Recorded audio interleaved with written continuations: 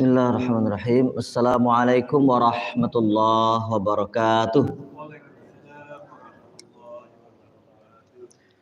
Alhamdulillah wa syukurillah wassalatu wassalamu ala rasulillahi amma ba'du.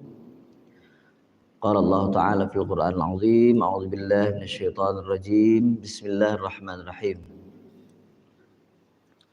Wa ma umiru illa liya'budullaha mukhlishina lahuddin hunafa wa yuqimus salata wa yu'tuz zakah wa dzalika dinul qayyimah. Al-Bayyinah al-ayah al-khamisah.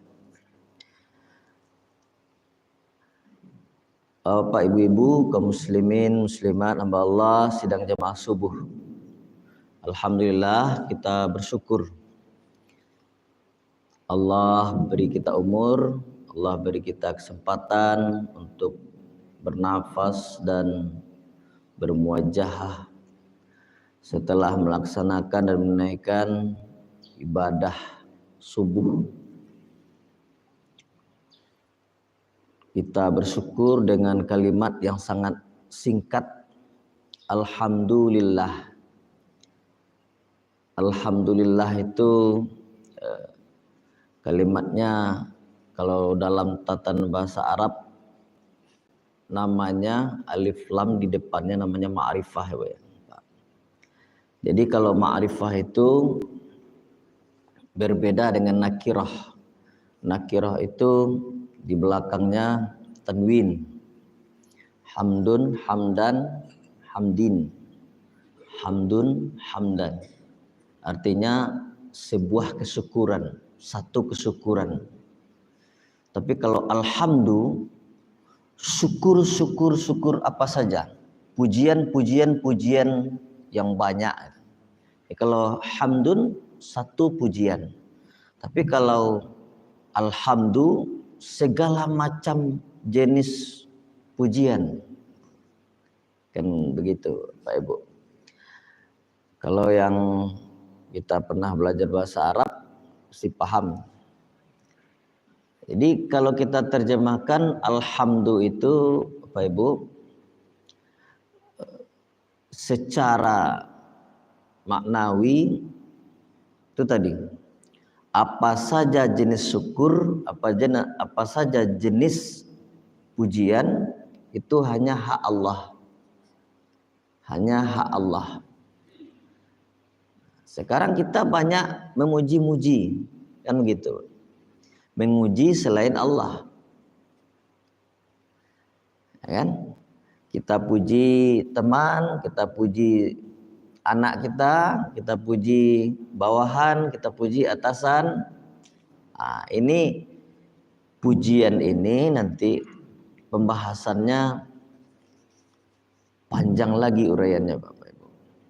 Nah, karena bagaimana? Ada yang karena memuji itu manusia menjadi lupa, menjadi sombong. Ada yang karena pujian itu dia bisa termotivasi. Nah, jadi macam-macam efek dari sebuah pujian itu. Bapak Ibu, suatu ketika Utsman bin Affan dipuji oleh salah seorang sahabat. Kemudian ada sahabat yang lain merangkak. Diambilnya pasir, ditaburkan ke mukanya orang yang memuji itu. Kenapa engkau taburkan pasir? Rupanya ini pesan Rasulullah, apabila ada yang memuji, lempar mukanya pakai pasir. Nah, ini kan ketika itu kasusnya adalah ia memuji seorang khalifah, dia memuji seorang pimpinan, memuji seorang tokoh. Nah, kalau memuji tokoh ya bisa jadi ada maksud tertentu itu. Tapi kalau kita memuji bawahan kita dengan maksud motivasi,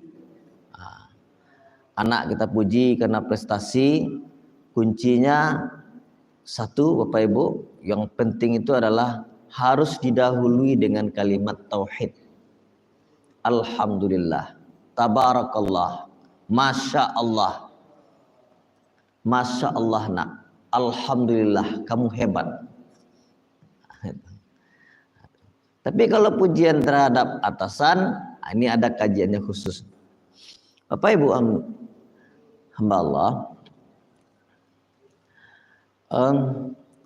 kita bersyukur dengan alhamdulillah itu karena Allah juga sudah menjanjikan. Wa may yashkur fa innama yashkuru li nafsihi. Siapa yang bersyukur, syukur itu untuk dirinya. Nah, kan begitu, untuk dirinya. Jadi yang bersyukur ditambah, yang tidak bersyukur diberi azab. Begitu. Inna azabil syadid. Nabi Sulaiman ketika mendapatkan harta dan kelebihan yang terucap dari bibirnya, hadza min fadli rabbi liyabluwani aashkuru am akfur. Ini diabadikan dalam surah Ar-Rum. Ini adalah persembahan dari Tuhanku, supaya aku diuji apakah aku akan bersyukur atau akan kufur. Maka saat itu juga Nabi Sulaiman diberi kelebihan harta, kekayaan, kerajaan, dan keistimewaan. Sebaliknya Qarun ketika ada di hadapannya harta yang banyak, apa yang terucap dari bibirnya, apa yang terlontar dari bibirnya, diabadikan di Quran. Innama utituhu ala ilmin indi. Segala apa yang aku dapat ini karena kehebatanku, karena kecerdasanku, karena kelihayanku. Maka detik itu juga Allah benamkan Qarun bersama hartanya ke dalam perut bumi. Nah, ini efek daripada orang yang tidak mensyukuri nikmat. Nah, ini kita hati-hati Bapak Ibu dalam hal ini. Kita sudah banyak dipersembahkan Allah, banyak dihidang Allah, rezeki baik yang terlihat maupun yang tidak terlihat. Bapak Ibu hamba Allah, kita sudah awali kuliah subuh kita dengan surat Al-Bayyinah ayat 5. Wa ma umiru illa liya'budullaha mukhlishina lahuddin. Segala apa yang aku perintahkan tidaklah ada maksud apa-apa kecuali untuk menghambakan diri kepada Allah, mukhlishina lahuddin, dengan tulus ikhlas hanya untuk Allah, lahuddin, mukhlishina lahuddin, hunafa. Jadi lurus. Yang kita kerjakan ini semuanya tergantung kepada niat, gitu Pak. Yang kita kerjakan tergantung kepada niat. Ini hadis pertama yang disarah oleh Al-Imam An-Nawawi. Hadis pertama tentang niat. Niat ini adalah registrasi pertama saat kita beribadah. Bapak Ibu, ada beberapa hal yang penting yang harus kita pahami, yang merupakan prinsip dalam menghambakan diri kepada Allah. Yang pertama itu adalah ibadah yang ikhlas. Prinsip ibadah. Prinsip ibadah. Jadi apa saja yang kita kerjakan ini dalam rangka beribadah. Ada ibadahnya yang mahdah, yang langsung kepada Allah. Ada ibadahnya yang ghair mahdah, yang tidak langsung. Lewat muamalah, ya kan? Dengan bergaul dengan bermuamalah, bermuasyarah dengan sesama makhluk, sesama hamba Allah. Nah, ada ibadah yang fardiyah, ada yang istimaiyah. Ada ibadah yang kita kerjakan fardan sendiri-sendiri, ada ibadah yang harus kita kerjakan berjamaah, bersama-sama. Apa ya Bu hamba Allah? Jadi ini prinsip dalam menghambakan diri kepada Allah. Pertama itu adalah ibadah yang mukhlis, yang ikhlas. Apa yang perlu kita pahami dari beribadah ini Pak Ibu? Bahwasanya kita diciptakan untuk ibadah. Wa ma khalaqtul jinna wal insa illa liya'budun. Tidak aku ciptakan jin dan manusia kecuali untuk beribadah, menghambakan diri. Jadi segala apa yang kita lakukan yang baik-baik Pak ya, kemudian kita niatkan lillahi ta'ala, maka ia akan bernilai ibadah. Pak Ibu, ini stressingnya atau garis bawahnya yang baik-baik Pak ya. Kita niatkan lillahi ta'ala, dia bernilai ibadah. Registrasikanlah amal soleh kita itu dengan niat satu. Untuk apa itu? Supaya amal ibadah kita itu berkualitas, bernilai. Jadi ada 3 Pak untuk meregistrasikan ibadah itu supaya ibadah kita itu bermutu, berkualitas. Yang pertama itu niat.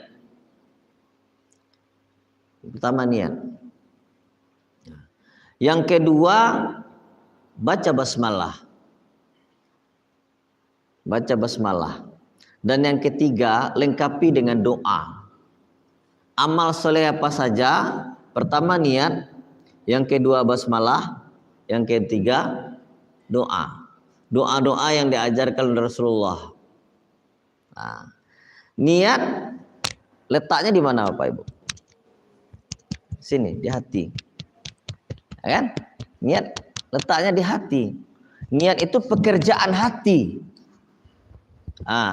Masalah kita lafazkan, tidak kita lafazkan, itu tergantung kita berniat atau tidak. Jadi ada imam mazhab yang mengatakan niat itu harus dilafazkan. Ya kan? Niat itu harus dilafazkan. Ada yang berpendapat niat itu kerjaan hati. Dan mayoritas imam-imam fikih sependapat niat itu adalah pekerjaan hati. Tuh, pertama, kalau kita pergi ke masjid untuk sholat, dari rumah itu udah pasang niat Pak. Ya Pak, kalau tidak pasang niat kan buat apa kita bangun kan? Kita bangun pasti kita ada niat. Niat kita adalah melaksanakan sholat. Kita bangun, itu sudah berniat. Baik Bu. Yang kedua, kullu amrin dzibalin lam yubda bil basmalah fahuwa aqta. Setiap amalan yang baik-baik tidak dimulai dengan basmalah terputus. Aqta. Tidak terterima. Makanya kita katakan tadi registrasikan amal soleh itu dengan basmalah. Pertama dengan niat, yang kedua dengan basmalah. Tentunya pekerjaan yang baik-baik. Ya Pak. Kalau merokok, Bapak pakai bismillah. Ya kan? Petik rokok, ide napinya bismillahirrahmanirrahim. Baik enggak merokok itu? Balik ke apa-apa lagi, kira baik enggak? Ada Pak? Makanya kita garis bawahi yang baik-baik baca bismillah. Yang tidak baik gimana? Yang tidak baik jangan kerjakan. Baik enggak kita buka HP Pak? Buka HP sama dengan masuk supermarket. Semuanya ada, yang baiknya, yang tidak baiknya banyak juga. Tapi ketika kita sudah baca bismillah, bismillahi tawakkaltu ala Allah, kita sudah serahkan kepada Allah. Kemana kaki kita akan melangkah? Begitu keluar dari rumah kita berserah diri kepada Allah. Bismillahi tawakkaltu ala Allah. Bukan sekedar rumah yang kita tinggalkan kita serahkan kepada Allah, tapi juga kaki kita ini kemana akan melangkah. Kita serahkan kepada Allah. Allah yang akan tuntun, Allah yang akan bimbing. Bismillahi tawakkaltu ala Allah. Jalan-jalan kebaikan akan ditunjukkan kepada Allah apabila kita sudah membaca basmalah. Apa? Bahkan di beberapa hadis didapatkan lafaznya, matannya, kullu amrin dzibalin lam yubda bil hamdalah. Setiap yang baik-baik tidak mulai dengan hamdalah. Bagaimana pula tuh Ustaz? Kok hamdalah kan di akhir? Coba ingat Pak, kita mengaji tadi di awal baca apa? Alhamdulillah. Pak. Kita kan tadi mengaji nih, ceramah terakhir pertama pengkajian nih, kajian. Kita buka pertama apa? Alhamdulillah. Makanya ada lafaz, ada matan yang mengatakan kullu amrin dzibalin, setiap yang baik-baik dibuka dengan hamdalah. Dengan memuji Allah. Ya kan? Lam yubda bil hamdalah, tidak dimulai dengan hamdalah, terputus. Artinya apa? Segala sesuatu itu harus disematkan atas nama Allah. Harus disematkan atas nama Allah. Air yang akan kita minum, kita mulai dengan basmalah. Ini Pak Ibu. Untuk meregistrasi supaya amalan ini sampai Pak. Sampai dia. Begitu kita mau sedekah Bapak Ibu. Mau sedekah. Kita niatkan. Untuk apa kita niatkan? Pertama bisa jadi sedekah itu kita niatkan untuk diri kita. Mudah-mudahan kita diberi keberkatan. Keberkatan. Ya kan? Nah, disemburkan dari bumi, dicurahkan dari langit. Itu keberkatan ini. Ya'ti harizquha ragadan min kulli makan. Dari setiap tempat datang berkah. Berkah. Bapak Ibu hamba Allah, sekali lagi kita registrasikan, kita daftarkan pada Allah. Jadi nanti Pak Ibu di akhir hayat nanti orang-orang akan mendoakan kita, ya Allah terimalah amalannya, kan itu Pak, terimalah amalan. Rupanya amalan-amalan yang kita kerjakan selama ini udah diterima. Kenapa? Saat kita melakukan amalan-amalan soleh kita sudah mulai dengan niat dan basmalah tadi. Itu Pak Ibu. Jadi hanya memuluskan saja lagi saudara-saudara kita mendoakan Allahumma ighfir lahu warhamhu wa'afihi wa'fu anhu. Ketika sudah diambil oleh Allah. Itu bacaannya Pak. Kalau awak ini kan enggak. Meninggal saudara awak, apa bacanya? Semoga husnul khotimah. Kayak begitu Pak. Iya Pak. Semoga husnul khotimah. Nah, hati-hati Bapak Ibu, banyak yang mohon maaf mungkin salah kaprah. Ini gara-gara masa bahasa media ini. Bahasa media itu seperti itu. Kalau sudah viral satu, maka dia akan menyebar, kemudian jadi tradisi. Setiap yang meninggal, kasih dia doa, semoga husnul khotimah. Ya Pak. Sekarang ada pertanyaan, husnul khotimah itu memintanya kapan Pak? Kapan mintanya Pak? Kalau Bapak saya doakan sekarang Pak, mudah-mudahan Bapak husnul khotimah. Bu, mudah-mudahan Ibu husnul khotimah. Ibu merasa tersinggung? Iya. Kalau merasa tersinggung berarti Bapak memang Ibu sudah digandrungi oleh bahasa media tadi. Padahal husnul khotimah itu adalah doa. Nak doa nama ayo, mudah-mudahan nama husnul khotimah. Ya Allah, mudah-mudahan ama ambo husnul khotimah. Husnul khotimah itu artinya apa Bapak Ibu? Akhir yang baik. Kalau sudah diambil nyawa kita, sudah berakhir atau belum? Sudah berakhir, nak berlaku lagi doa husnul khotimah. Ya Pak.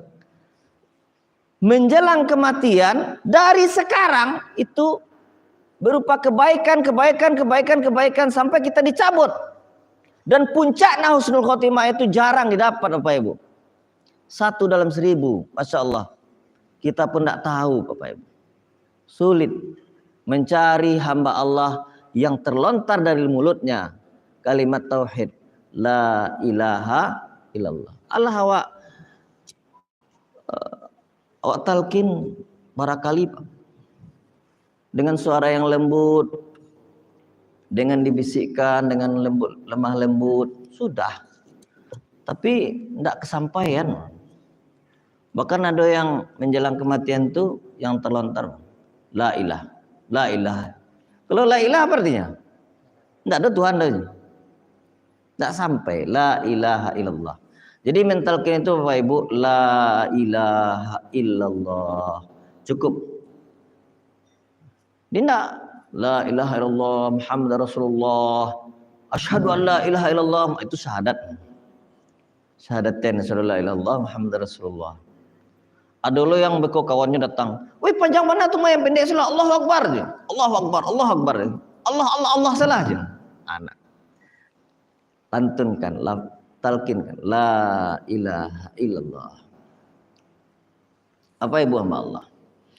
Ini 2. Yang ketiga, ada doa-doa yang diajarkan oleh Rasulullah SAW kepada kita. Doa-doa harian apa, Pak? Dari kita kecil-kecil itu kan sudah diajarkan oleh orang tua kita. Kalau baca bismika Allahumma ahya bismika amun. Jago lalu ada bacaannya. Masuk masjid ada doanya. Keluar masjid ada doanya. Ya kan? Mau meninggalkan rumah ada doanya. Mendengar petir ada doanya nak? Paling singkat itu astagfirullah. Astagfirullah. Oh mau yang panjang. Allahumma inni la taqtuluni bi ghadabika wa la tuhlikni bi adzabika waghfirli ba'da dzalik. Berkaca bercermin Allah Rasulullah ajarkan. Allahumma hassanta khalqi fa hussin khuluqi, gitu. Engkau baikkan wajahku, baikkan akhlakku ya Rabb. Jadi kita sempurnakan amal-amal soleh kita itu dengan doa-doa yang diajarkan oleh Rasulullah. Masuk WC, keluar WC. Ya? Jadi amal-amal soleh itu menjadi bermutu Bapak Ibu. Menjadi bermutu. Jadi itu ibadah. Yang kita perlu perbaiki dari ibadah kita selama ini adalah pertama itu adalah kualitas. Nilainya. Bapak Ibu. Kita aja sholat, itu orang udah bisa nilai Pak. Ini sholatnya bermutu atau tidak? Ya enggak Pak? Kalau sembahyang, Allahu Akbar, mengamek saya Pak. Bermutu enggak ibadahnya? Hah? Jadi di saat salah seorang sahabat ditanya oleh Rasulullah, namanya Ma'mar. Qulna li Khabbab. Ma'mar ini bertanya kepada Khabbab. Kemudian ada beberapa orang sahabat. Apa kata beliau? Akana Rasulullah sallallahu alaihi wasallam yaqra'u fi zuhri wal 'asr. Apakah Rasulullah saat salat zuhur dan asar membaca? Kan itu salatnya sir Pak ya, bukan jahar ya, sir. Sir itu artinya ya tidak berbunyi. Ya Pak, dia membaca ya enggak? Kata Khabbab, qala na'am. Iya. Bima kuntum ta'rifuna dzalik. Ma'mar kembali bertanya, kamu tahu dari mana aja? Rasulullah baca. Arafna bittirabi lihyatihi. Kami tahu dengan jenggotnya yang bergoncang-goncang. Bapak punya jenggot, kalau tidak bergoncang-goncang ketika sholat, itu bapak tidak membaca namanya. Kita punya jenggot, kalau awak, itu tidak mecun namanya. Tapi kalau Bismillah, Alhamdulillah, nampak dari jauh itu, bergoncang-goncang jenggotnya. Ya, kalau ibu-ibu mekenahnya yang di bawah ini menggarik-garik. Bibirnya, lidahnya sedang berucap bacaan-bacaan sholat. Kalau tidak begitu bagaimana Pak? Pasti ingatannya kemana-mana. Apa kata Ustaz Abdul Somad? Sholat khusyuk itu apa? Ketika hati kita, ya kan? Hati kita ini sedang berkomunikasi dengan Allah. Mata kita ke tempat sujud, pikiran kita menyembah Allah, sedangkan lidah kita bergerak-gerak mengucapkan bacaan sholat. Dan jawarih kita melaksanakan rukun dan syarat. Melaksanakan rukun, rukuk, sujud. Nah, ketika itulah kita dinamakan khusyuk. Ketika mata melihat ke tempat sujud, bibir bergerak, hati berbicara. Dan pikiran kita menghadap Allah. Kan ada pikiran yang tidak menghadap Allah kan Pak? Iya. Lagi sholat yang tak kena yang lain-lain. Nah, itu Bapak Ibu, hamba Allah. Jadi ini kualitas Bapak Ibu. Baru masuk WC saja sudah terlihat kita berkualitas gak bersolat kita atau tidak. Istinja kita Bapak Ibu, berkualitas gak ibadah solat kita, terukur Pak. Karena untuk istinja saja ada adab-adab yang diajar oleh Rasulullah. Apa diantaranya Pak Ibu? Jangan terkena najis ini pakaian Pak. Berbahaya.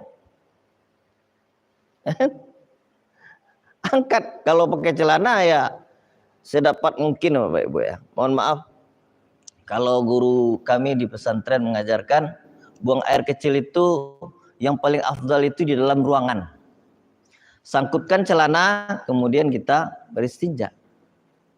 Kalau kita buang air besar sedapat mungkin ada sabun. Nah, ini yang susah jadi Pak. Istinja yang paling sempurna. Istinja wudu. Wudunya berkualitas. Selesai masuk masjid, langkahkan kaki kanan, baca doa. Nyampe di dalam masjid, salat tahiyatul masjid. Kemudian setelah salat ada waktu yang paling afdal untuk doa kita diterima. Ad-du'a bainal adzani wal iqamah la yurad. Doa antara adzan dan iqamah tidak diterima, tidak mungkin diterima. Tidak akan ditolak. Nah, ini pesan Rasulullah. Makanya habis kita assalamualaikum salat sunat, Pak, angkatlah tangan. Kadang-kadang kan menanya, tiba petang. Lah iya. Nah, ada nampak ada aja. Kan lama otak jadinya. Kenapa? Lama otak jadinya. Jadi sebaik mungkin kita gunakan waktu-waktu kita ketika kita sudah berada dalam masjid untuk total kita beribadah kepada Allah. Nah, ini kita ke masjid ini kan waktunya kadang-kadang ya di waktu-waktu sholat aja Pak ya. Kita jarang di luar waktu sholat di masjid kan. Iya enggak Pak? Ya kan? Makanya 5 waktu itu kita gunakanlah, kita manfaatkanlah. Ketika kita masuk masjid itu berkualitas.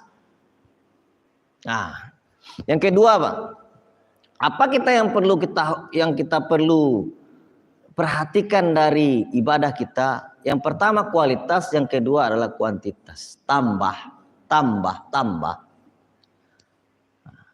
Ini tiang ada 4.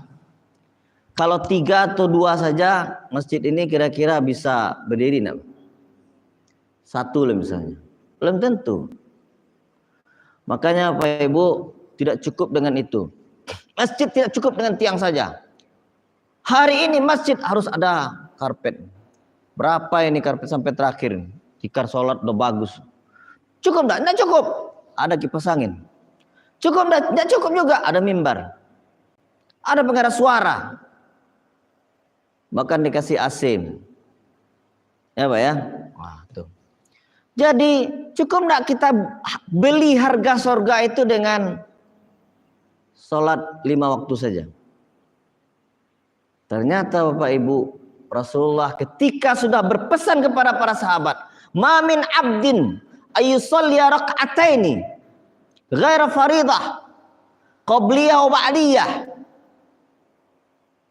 illa banallahu lahu baitan fil jannah." Kecuali Allah sediakan untuknya istana di surga. Siapa hambaku yang sholat selain fardu ar-rawatib qabliyah atau ba'diyah isnai asrata rak'atan, 12 rakaat saja dalam sehari, aku sediakan rumah di surga.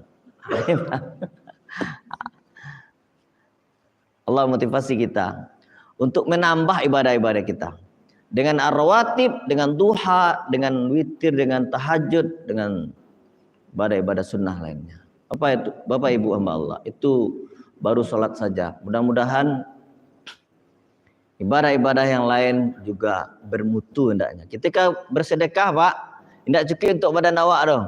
Doakan, mudah-mudahan faedahnya sampai ke orang tua Pak. Supaya apa? Sedekah kita yang cuma 5.000 itu berkualitas. Ya Pak, pasang niat yang baik. Bismillah. Pasang niat Bismillah. Setelah bersedekah nanti, ya Allah, mudah-mudahan sedekah saya ini sampai ke orang tua kita. Itu doa.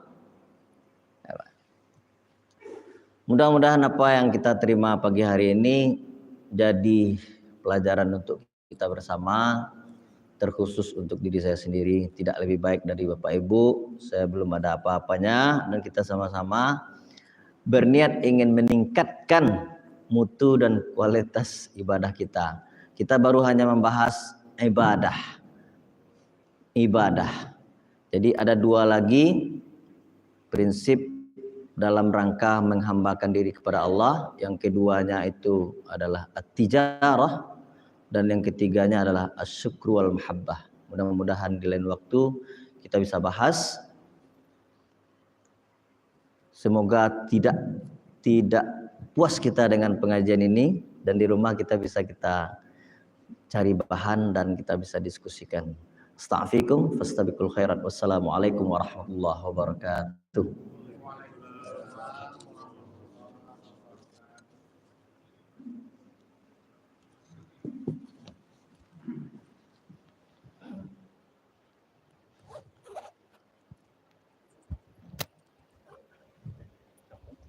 Oh, itu.